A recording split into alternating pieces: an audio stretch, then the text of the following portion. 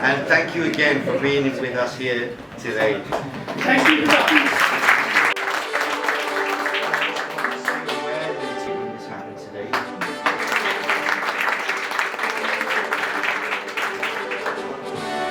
It's the Centre for the Institute for Training for Authorities and Leaders under the UN umbrella. He's also the executive.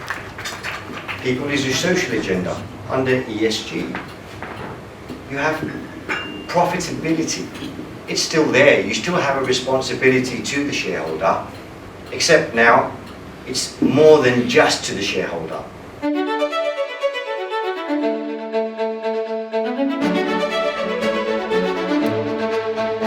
The ESGs were a formulation of how we could change the world.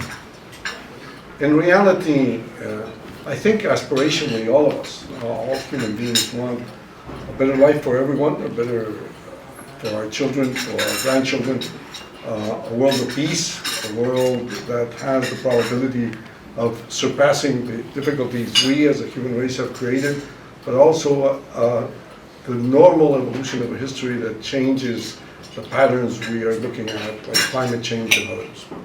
When you talk about the year 2004, when the ESGs were first mentioned, this was the first inscription in a UN document. But it's been talked about for the last 90 years. What is the responsibility of business? What is the responsibility of an economic activity that spans the world, and that has a responsibility of sustainability, of the proper management of this business, but also its interrelationship with the human beings that work for it or work with it or are the beneficiaries and consumers of it. I think that the part of sustainability is really a key question. When you're talking about this, you're talking about sustainability of the business, sustainability of the world, sustainability of your society. How is that to be taken into your consideration in the boardrooms? And I find that it's very important because I work for another organization that's called the Valuable 500. The Valuable 500 is an organization created by an extraordinary woman who is legally blind, and she created this organization inviting more than 500 worldwide enterprises and businesses to include persons with disabilities, persons who are aging, which have a linkage which I will try to explain to you in a very few minutes after for this presentation. But inclusiveness it has been a remarkable issue in the context of a new society that wants to guidelines, very clear guidelines on fair pay for women in the workplace, that do not want to exploit children in the workplace.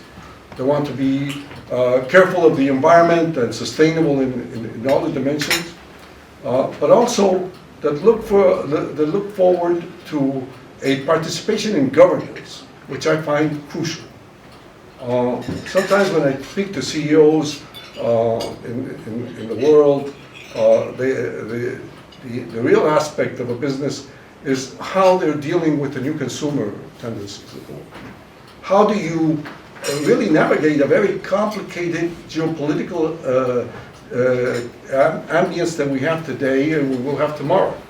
Sometimes they come to diplomats like me to try to have an explanation of what's happening around the world and what the impact will be on their businesses, but their businesses are, of course, a profit-based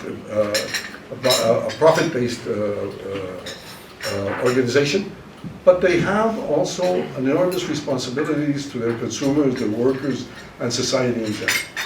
And I think that it's very important that business participate in the discussions and deliberations around the world on how the world is working. This is beyond politics. It's a cause of how we look at the reality of the world and how it will benefit or how it will create problems for the populations in general.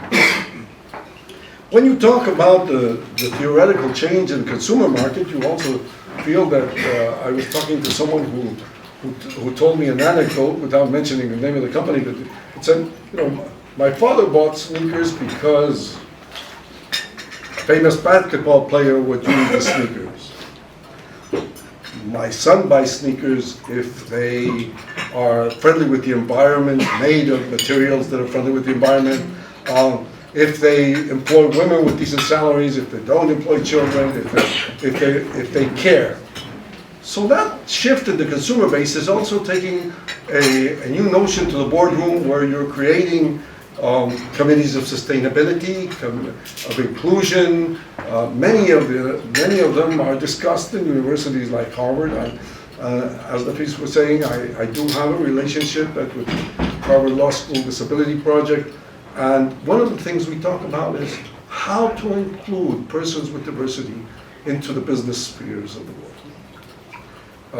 How we can look at the issues of environment, social, and governance is one of the pillars of the situation. How do we look forward?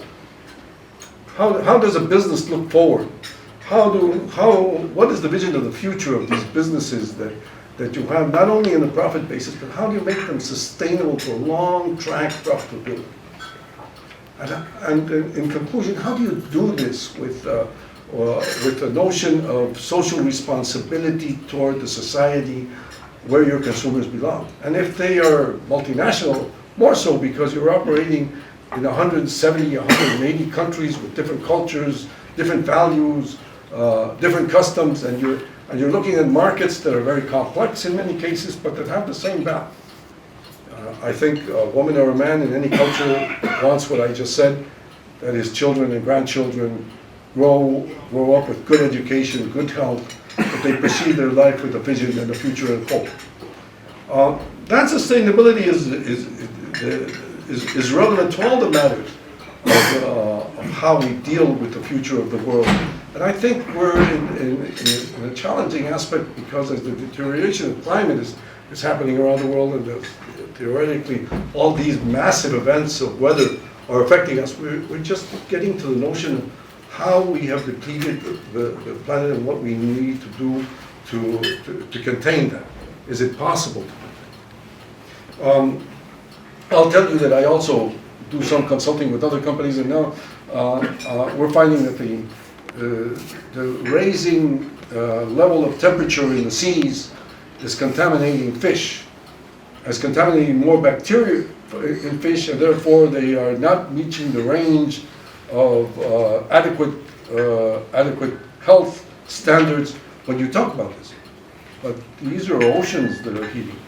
We're not talking about a solution to a problem that can be easily solved. We're going to lose a lot of resources. I come from Ecuador, and I come from a country that the Food Administration, the Organization of Food, has just said that by the year 2050, Ecuador will no longer be cultivating cocoa beans or coffee or tropical products because of the heat. Probably those will be grown in Greenland. Or you change the varieties of the trees that you have for this, or you will lose hundreds of thousands. And how that will impact the livelihood of climate refugees and climate migration is something the world has to grasp. Now, I'm concerned about strategic thinking. How you deal with these problems that are of great consequence to humanity. How we can go about this by having a dialogue, consensus building. How do we agree amongst nations to do this without the geopolitical rivalries that we have? How do we look for those solutions around the world? How do we guide a process that will have the intentionality of making a better planet and making a better life for our children and our grandchildren? That is a very big question when you have a polarized world.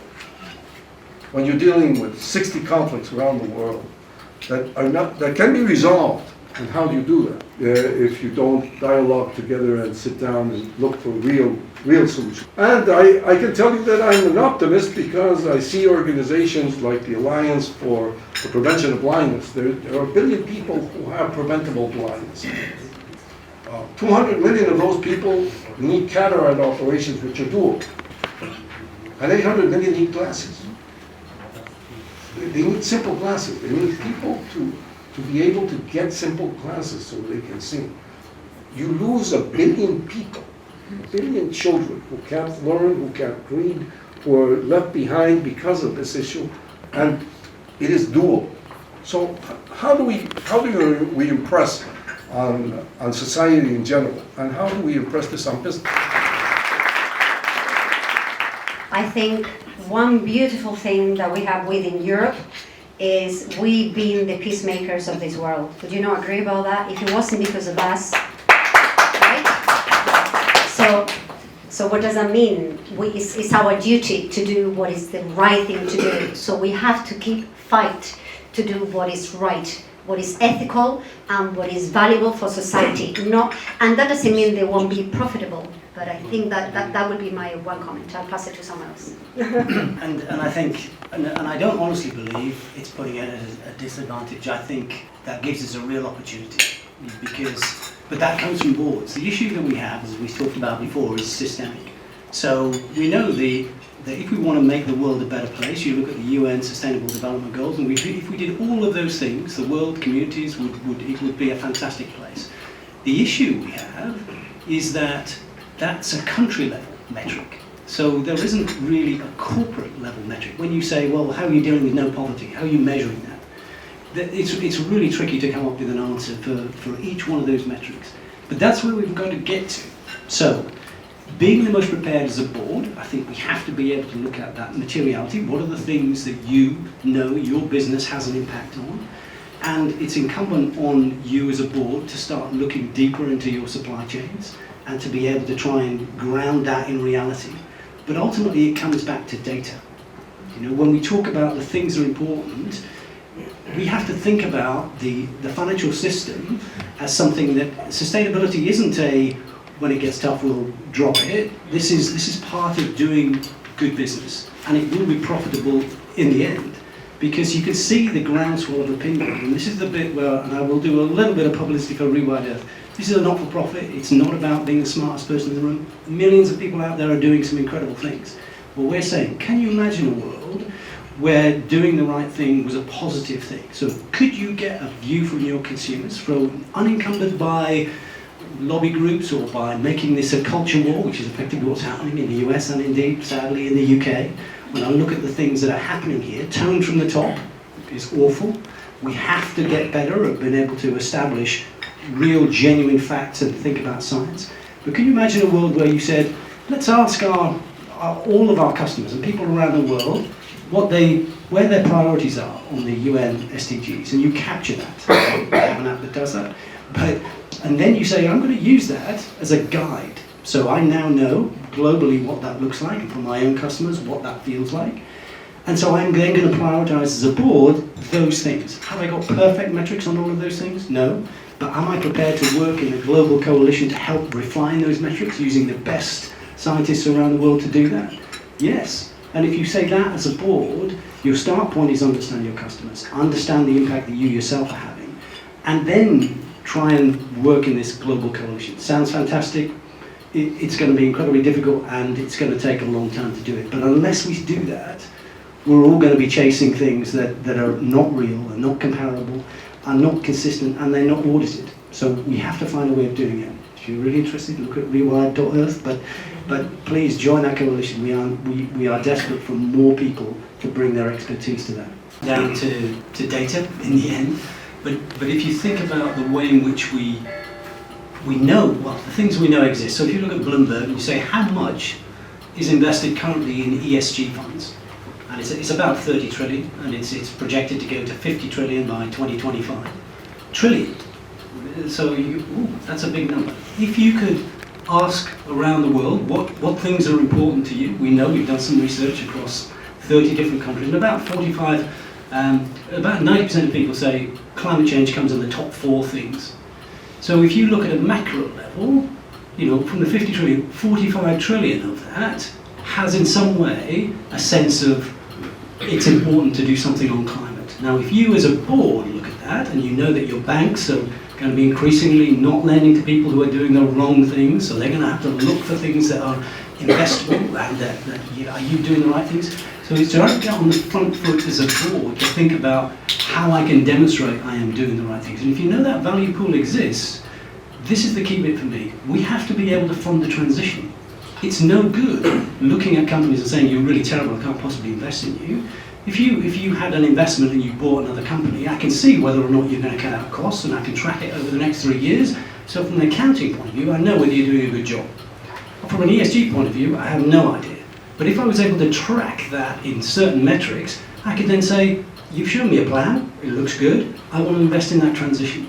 And you know over time that your LTIP would kick in, you'd get better share price, customers would be more willing to buy your goods. So that's the bit we've got to get to. How do we embed that idea of these common metrics being the most important thing that we have to try and do?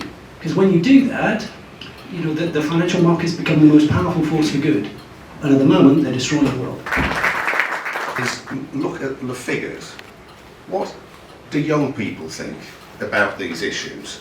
Do they agree, on balance, that being anti-woke is the way forward and that ignoring environmental threats is the way forward?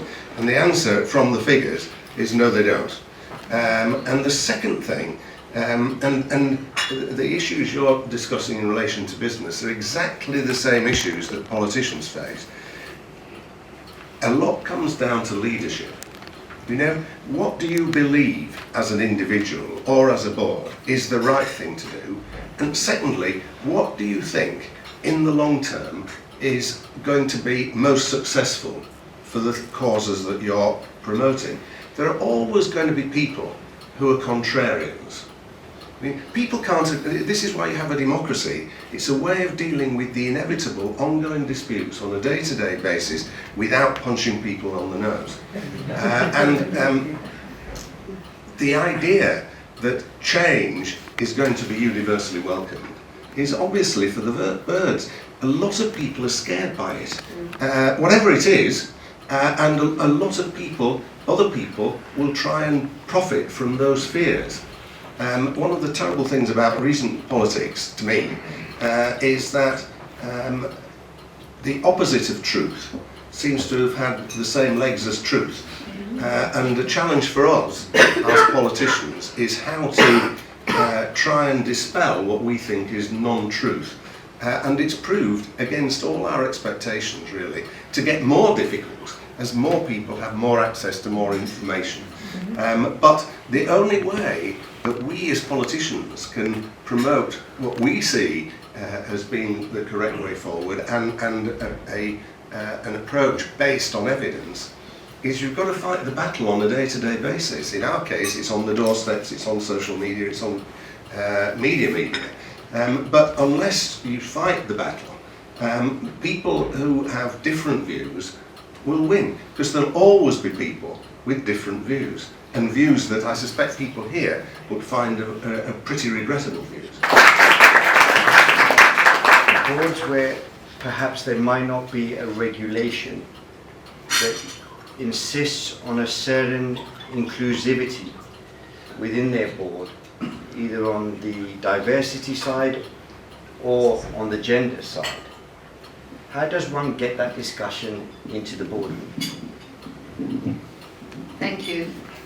Hello everyone, I'm the High Commissioner of Bangladesh, and also currently I'm the president of the about 35 women ambassadors to the Court of St. James's. So we have formed a Women in Diplomacy network here in London, and I'm the current elected president. My vice president is ambassador of Panama, and we do go geographic representation, but just to include the diversity of the thing. Yes, so we made sure that we started with Africa and then went to South Asia, the presidency, and then it was Europe. Now it's again South Asia, and it started with small island developing countries actually, and now the next will be Latin America, and it's going back to Africa. So just wanted to give an example of diversity within ourselves. We're very conscious about it. I would like to congratulate Ambassador Louis Gallegos. Thank you so much. What an honor meeting you, sir. And just an example, the United Nations set up it 75 years ago, had 75 General Assemblies. Do you know how many women presidents it had? Only 4. Yes. Out of 75. And one is an Ecuadorian. Thank you, sir. And that shows that, when last year, there was this resolution under the Maldivian presidency of having, recognizing women in diplomacy. It is extremely important, just like in boardrooms, in diplomacy also, when we sit in United Nations and multilateral boardrooms, how important it is to have that diversity, just like it's in the private sector. So currently, if I just now go to the private sector, I'm just reflecting a little bit on gender because you asked me to.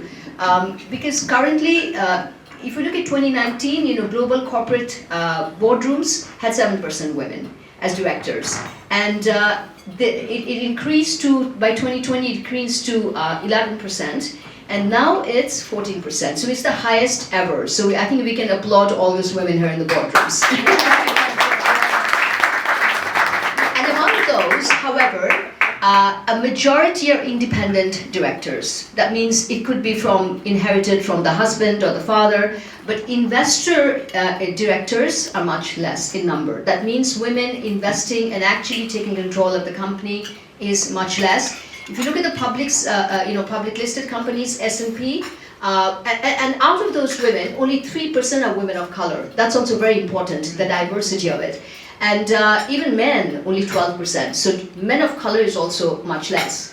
And in that rubric, women are much less. And this is the statistics of S&P 500 companies. So currently, globally, I was just studying this, looking at this study by Kellogg University. And Washington State Department, the government, they're asking Goldman Sachs and other companies to recruit, look into recruit. It all goes back to the source, that you have to start from the scratch. That means when the recruitment policy comes, this is the regulation you're talking about. In recruitment, you have to have more diversity. So if you have a recruitment policy where you actually headhunt talented people from diversity, no one's asking you to compromise your quality and profit, because profit, private sector is profit driven, so boardrooms are profit driven.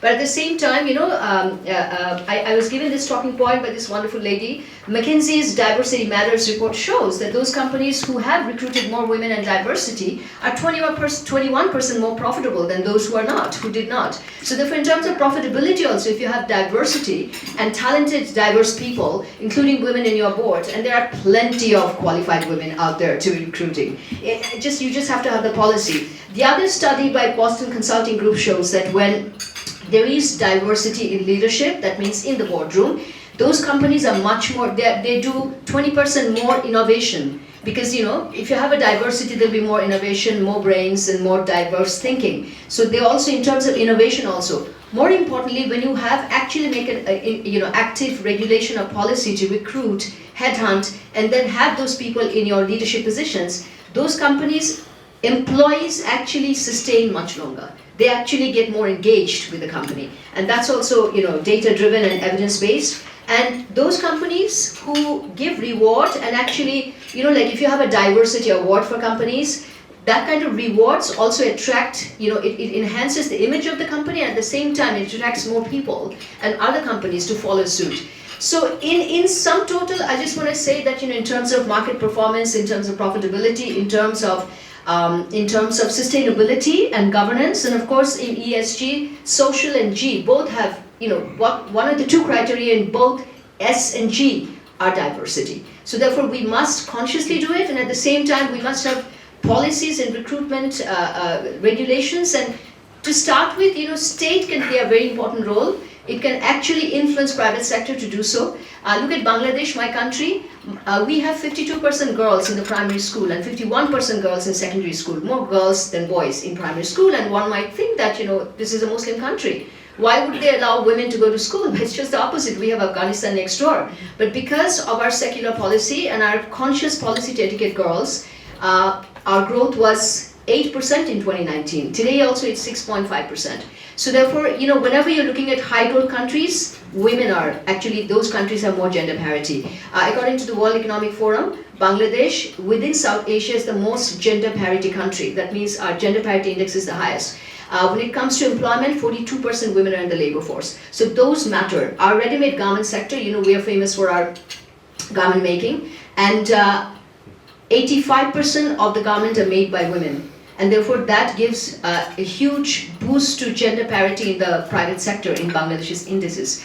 I would just conclude by saying he asked me to talk about diversity and regulations. So in Bangladesh, in different sectors, the state made a policy. When it comes to political empowerment, we are 7th in the world in WEF's, gender parity, 7th or 8th. Why? Because 1/3 of local government seats are reserved for women. You have to be elected, but it's reserved. Men cannot compete in that. 60% of primary school teachers' posts are reserved for women, because this is primary school, it's a good profession for women, so they're encouraged to, these are reserved. So this kind of state policies have helped, but now in recruitment, you can't have quota anymore. The quota system is gone. You have to. Women are actually competing with men in terms of merit and coming to the diversity. Private companies and boards just have to headhunt them. Thank you.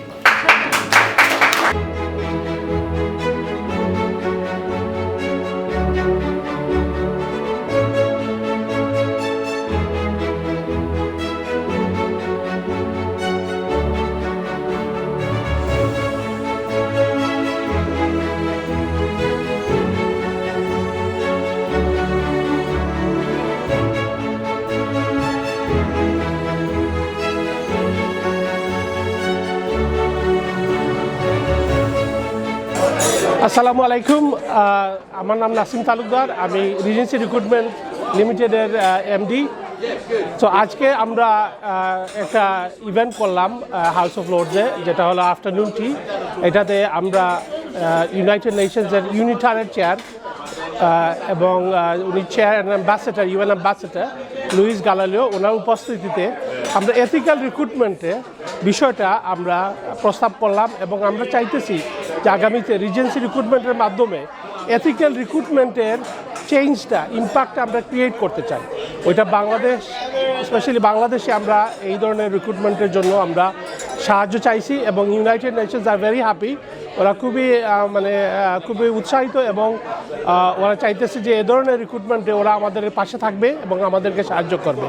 আমরা হয়তো পরবর্তীতে United নেশনসের এই ambassador সহ ওদের কনভয়কে নিয়ে আমরা বাংলাদেশে যাইতে চাই, ওদেরকে বাংলাদেশ দেখাতে চাই, বাংলাদেশের যে লেবার যে হার্ড ওয়ার্ক করে age a seasonal worker all over the world. এটা ইউকের জন্য একটা খুবই একটি ভালো সোর্স কান্ট্রি থাকবে এবং আমরা এটা কন্টিনিউ প্রমোট করে যাব as a seasonal worker, as other sector as well. আসসালামু আলাইকুম।